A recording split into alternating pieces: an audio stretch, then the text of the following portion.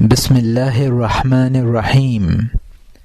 فتوح الغیب، مقالات حضرت غوث الاعظم شیخ عبد القادر جیلانی نور اللہ مرقدہ۔ مقالہ نمبر 1، مومن کی شان۔ مومن کے لیے 3 کام ہر حالت میں ضروری ہیں۔ پہلا، احکام شریعت پر عمل کرتا رہے۔ دوسرا، شریعت نے جن کاموں سے بچنے کا حکم دیا ہے ان سے بہرحال بچے۔ تیسرا، تقدیر پر راضی رہے۔ کسی حال میں بھی ان 3 چیزوں سے خالی نہ رہنا مومن کے لیے نہایت ادنا درجہ ہے۔ مومن ان باتوں کو پورا کرنا اپنے لیے لازم قرار دے، انہی کی گفتگو کرے اور اعضاء و جوارح کو انہی کی تکمیل میں لگائے رکھے۔ مقالہ نمبر 2، نیکیوں کی تلقین اور ان کا اجر۔ سنت کی پیروی کرو، بدعتوں سے بچو، خدا اور رسول صلی اللہ علیہ وسلم کے مطیع بنو، ان کے احکام سے سرتابی نہ کرو، خدا کو ایک جانو، اس کے ساتھ شرک نہ کرو، اس مقام پر دل میں شک نہ لاؤ، خدا پر بہتان نہ باندھو، مصائب و آلام میں صبر کرو، غوغا نہ کرو، ثابت قدم رہو، راہ فرار اختیار نہ کرو، خدا سے سوال کرنے کو برا نہ سمجھو، دعا کے بعد مایوس نہ ہو بلکہ اس کی قبولیت کا انتظار کرو، لوگوں سے دشمنی کے بجائے دوستی شعار کرو، خدا کی بندگی کے لیے اکٹھے رہو، الفت سے کام لو، نفرت و کینہ سے بچو، گناہوں کے مرتکب نہ ہو اور اپنے رب کی بندگی سے اپنی ذات کو سنوارو۔ دربار خداوندی سے نہ ہٹو، ہر وقت اسی جانب متوجہ رہو، توبہ کرنے میں جلدی کرو، دن رات کے کسی حصے میں گناہوں سے معافی مانگنے کو طبیعت پر بوجھ نہ جانو، یہ کرو تو شاید تم پر رحم کیا جائے،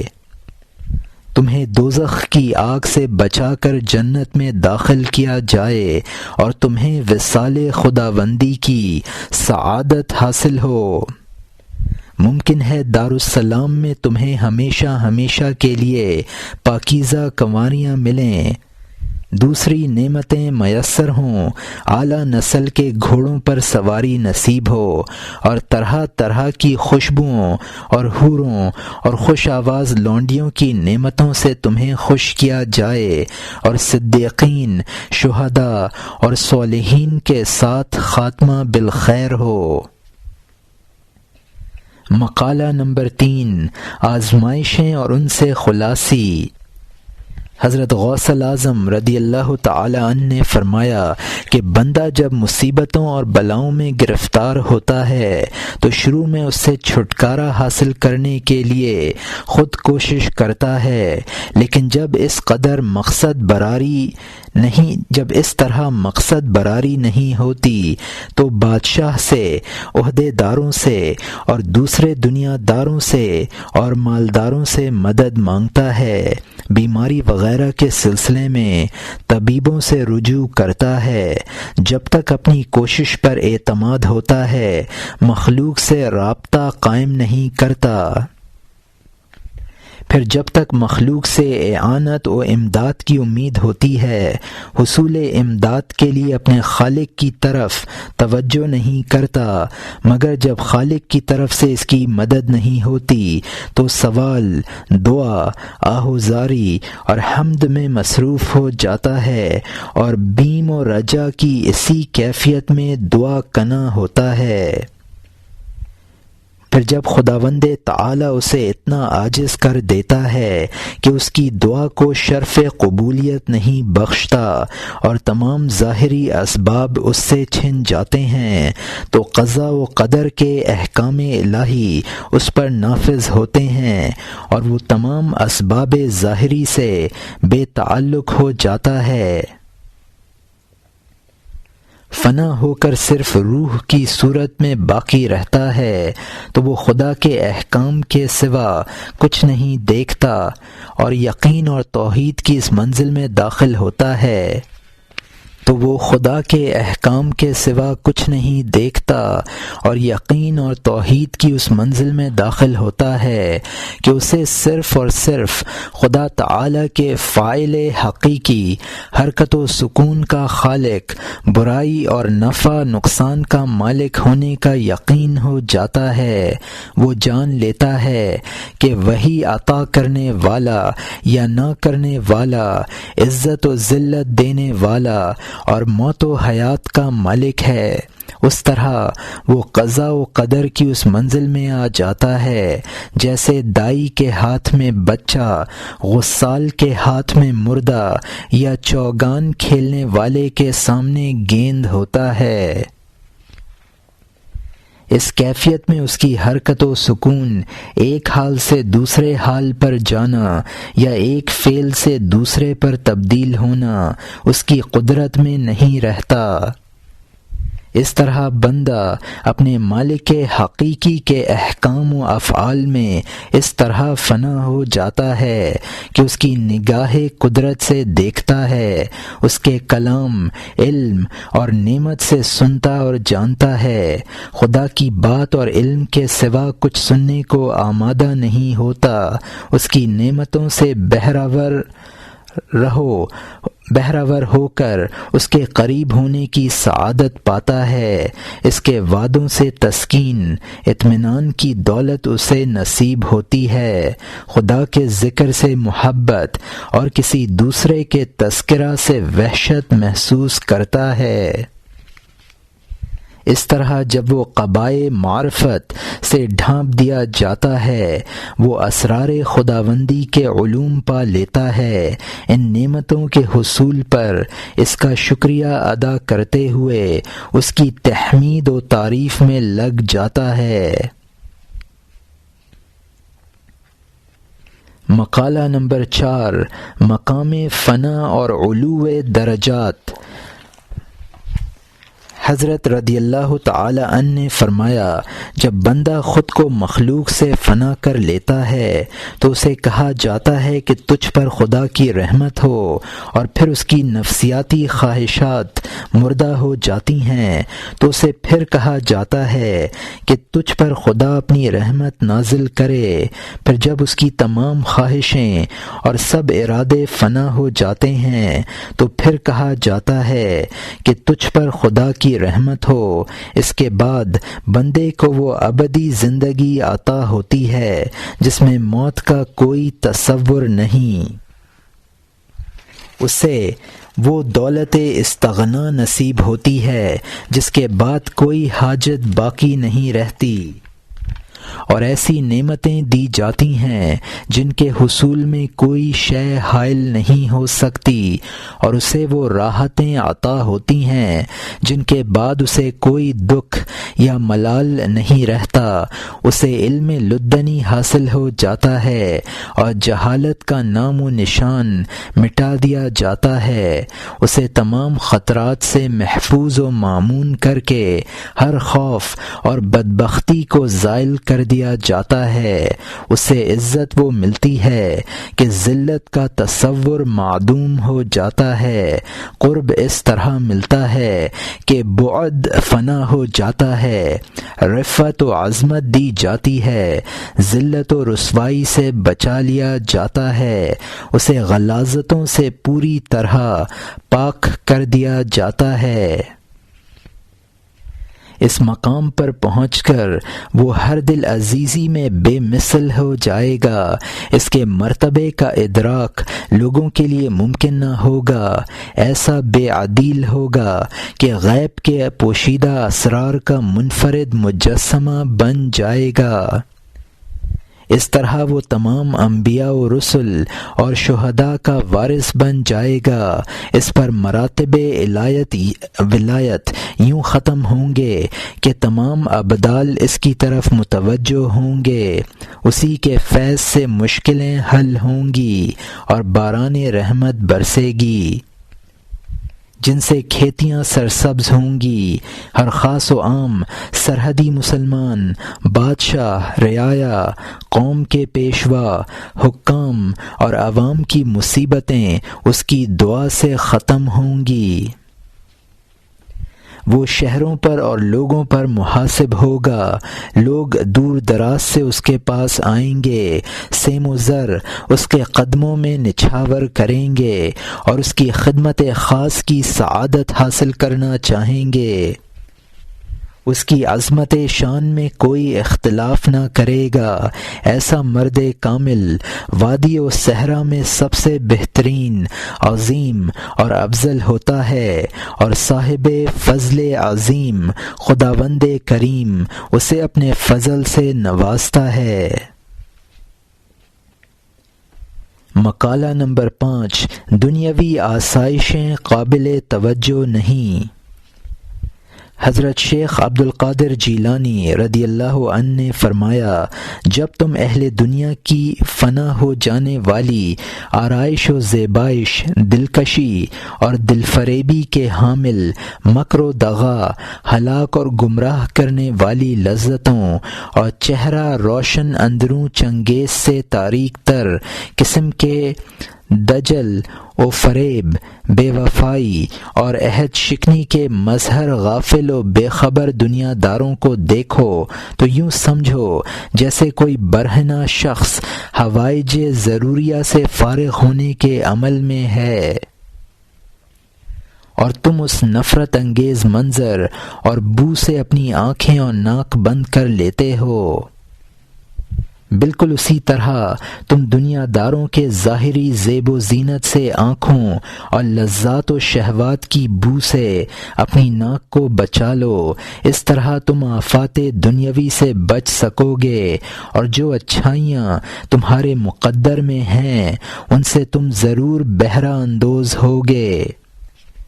اللہ کریم نے اپنے برگزیدہ نبی صلی اللہ علیہ وسلم کو فرمایا، ہم نے دنیاوی آسائش و آرام کی جو چیزیں کفار کو دے رکھی ہیں آپ انہیں نظر بھر کر بھی نہ دیکھیے، ان سے تو انہیں فتنے اور امتحان میں ڈالنا مقصود ہے، اور آپ کے لیے تو آپ کے پروردگار کا رزق اچھا بھی ہے اور اس میں دوام بھی ہے۔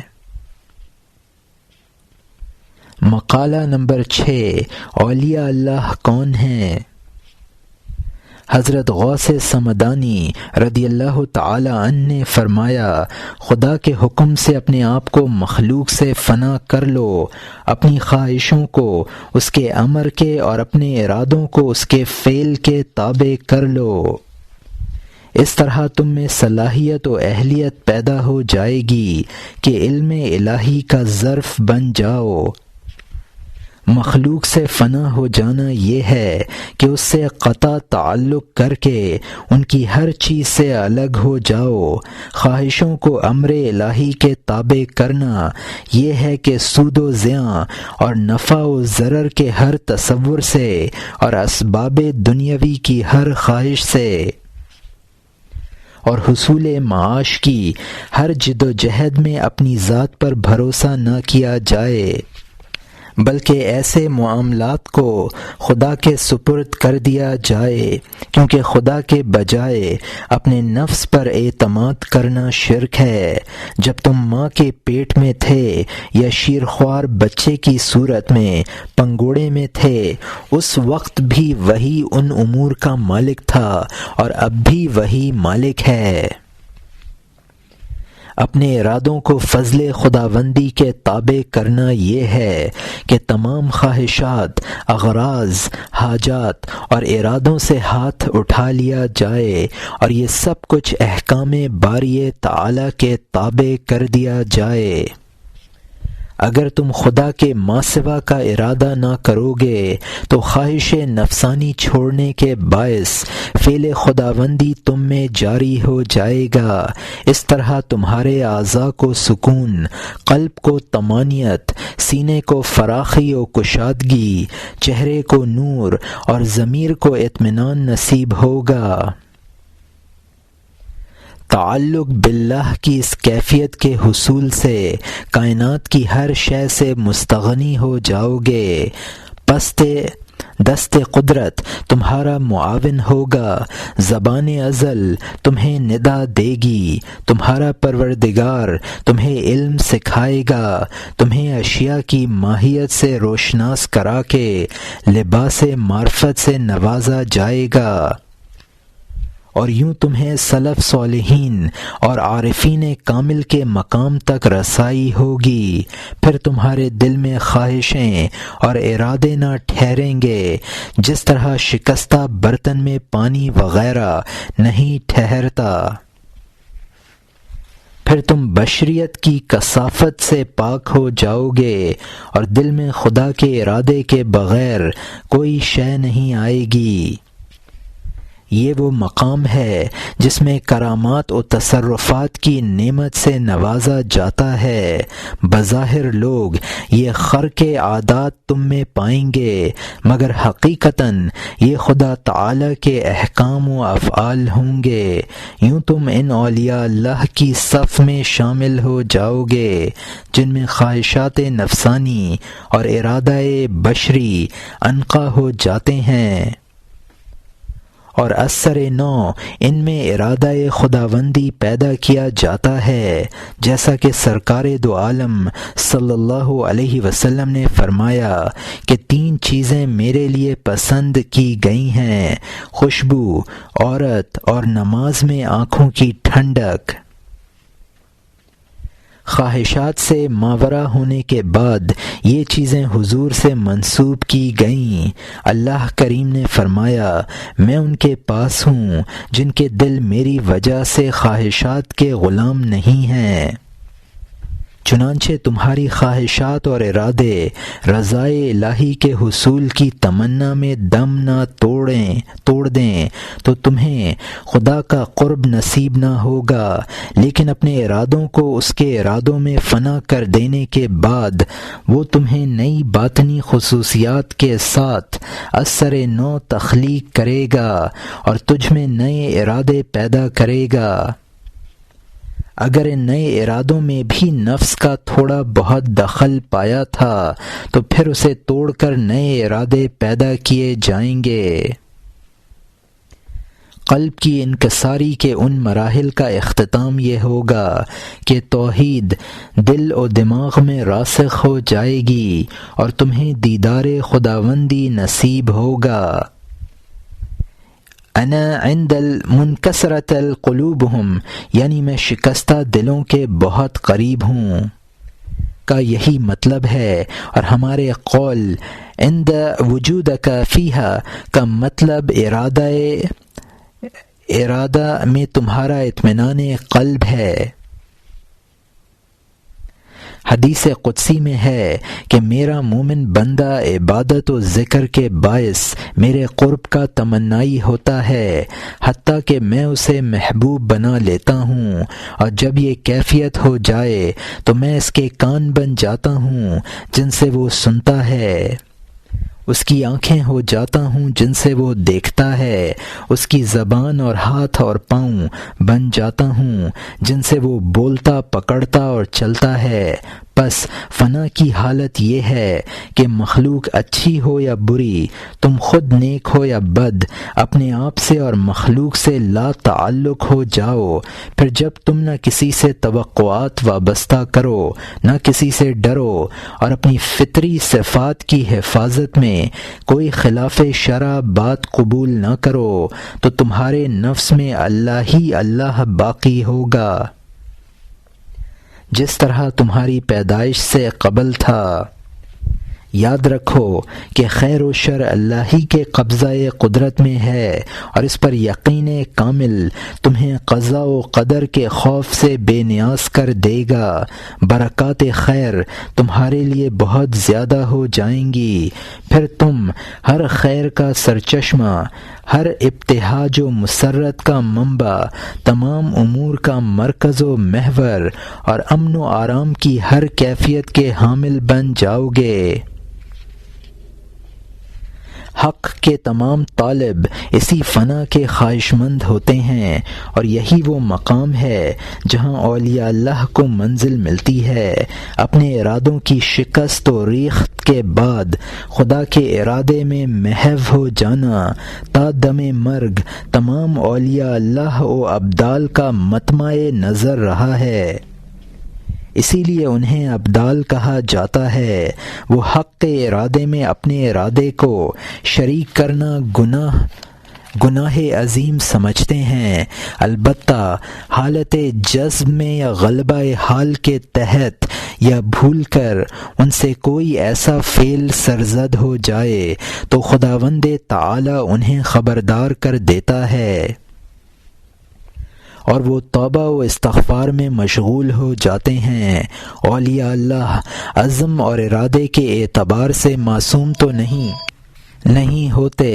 خواہش نفس سے آزاد اور محفوظ تو محض انبیاء کرام اور ملائکہ علیہم السلام ہوتے ہیں۔ دیگر جن و انس پر شریعت کی پابندی ضروری ہے اور ان میں سے کوئی معصوم نہیں۔ اولیاء کرام اور ابدال اعظام ارادہ اور خواہش نفس سے محفوظ تو یقیناً ہوتے ہیں، مگر کسی وقت اس پر مائل ہو جانا بھی ان کے لیے عین ممکن ہے۔ یہ ہے کہ خداوند کریم اپنی رحمت کے باعث بیداری کے عالم میں ان کی لغزش پر مطلع کر دیتا ہے اور وہ بروقت اس کی تلافی کر لیتے ہیں۔ مقالہ نمبر 7، اعتراف تقصیر اور استغفار۔ حضرت محی الدین جیلانی علیہ الرحمہ نے فرمایا، نفس کی خواہشوں سے آزاد ہو جاؤ اور اس کی اتباع سے کنارہ کش ہو جاؤ، اپنی ہر چیز اللہ کے سپرد کر دو اور اپنے در دل پر اس طرح پہرا دو کہ اس میں صرف وہی شے داخل ہو جس کی اجازت مولا کریم دے۔ شیطانی وسوسوں کو دل میں جگہ نہ دو، خواہشات نفسانی کو داخلے کی اجازت نہیں ہونی چاہیے، ہر حال میں ان کی مخالفت ہو، کیونکہ کسی خواہش کا دل میں داخل ہونا دراصل اس کا اتباع ہے۔ ارادہ حق کے سوا کسی اور ارادے کی خواہش درست نہیں۔ ارادہ حق کے علاوہ کسی اور ارادے کو دل میں جگہ دینا تباہی اور ہلاکت، نگاہ رحمت سے گرنے اور حجاب پر منتج ہوتا ہے۔ ہمیشہ احکام الہی کی پابندی کرو اور جن باتوں سے منع کیا گیا ہے ان سے اجتناب کرو۔ مقدرات خداوندی کو اسی کے اختیار و رضا پر رہنے دو اور مخلوق میں سے کسی کو اس کا شریک نہ بناؤ۔ یاد رکھو کہ تمہارے ارادے اور آرزوئیں خدا تعالی کے پیدا کردہ ہیں، اس لیے اپنا ارادہ اور اپنی خواہش خالق کے ساتھ شرک کرنا ہے، اور ایسا کرنے پہ تم مشرکین میں سے ہو جاؤ گے۔ چنانچہ خدا تعالی فرماتا ہے، اگر اللہ کے دیدار کی تمنا ہو تو نیک کام کرنے چاہیے، اور ضروری ہے کہ اس کی عبادت میں کسی کو شریک نہ کرے۔ شرک صرف بت پرستی ہی نہیں ہے، خواہش نفس کی پیروی اور دنیا کی کسی بھی چیز کے ساتھ عشق کی کیفیت سے منسلک ہو جانا صریحاً شرک ہے۔ خدا کے سوا ہر شے غیر خدا ہے، اور ہر غیر خدا کی خواہش شرک کہلائے گی، لہٰذا اس سے پرہیز کرو، اپنے نفس کی برائیوں سے ڈرتے رہو، تلاش حق میں سعی رہو، غفلت کو شعار نہ کرو۔ جو حال و مقام تمہیں ملے اسے اپنے نفس سے منسوب نہ کرو، اس لیے کہ تغیر حال کے لیے ہر روز خدا تعالی کی نئی شان ہے۔ اللہ کی ذات بندے اور اس کے قلب کے مابین ہے۔ اس لیے یہ قرین قیاس ہے کہ اپنے جس حال کی تم دوسروں کو خبر دو وہ تم سے سلب کر لیا جائے، اور تم جسے پائیدار اور باقی سمجھتے ہو اسے ختم کر دیا جائے، اور تمہیں اس آدمی سے نادم ہونا پڑے جس سے تم نے بات کی تھی۔ اس لیے ضروری ہے کہ اپنے مقام کو اپنے دل ہی میں رکھو، کسی دوسرے کو نہ بتاؤ، اور اگر خدا تمہیں تمہارے حال و مقام پر قائم رکھے تو اسے خدا کا انعام سمجھ کر اس کا شکر ادا کرو اور اس میں اضافے کی درخواست کرو۔ اور اگر موجودہ حال کے بجائے ایسا حال نصیب ہو جس میں علم و معرفت اور نور و ادب زیادہ ہو تو تمہارے لیے ترقی کا باعث ہے۔ خداوند تعالی ارشاد فرماتا ہے کہ جب ہم کسی آیت کو منسوخ کرتے ہیں تو اس جیسی یا اس سے بہتر آیت لاتے ہیں۔ یہ واضح ہے کہ اللہ تبارک و تعالی ہر شے پر قادر ہے۔ اس کو قدرت سے عاجز نہ سمجھنا، تقدیر و تدبیر پر اتہام نہ تراشنا، اس کے وعدوں پر کسی شک و شبہ کا اظہار نہ کرنا، تاکہ حضور اکرم صلی اللہ علیہ وسلم کے اسوہ حسنہ کی تقلید کر سکو۔ حضور پر آیتیں اور صورتیں نازل ہوئیں، انہیں صحف میں لکھا گیا اور مسجد و محراب میں پڑھا گیا، پھر انہیں منسوخ کر کے دوسری آیات لائی گئیں۔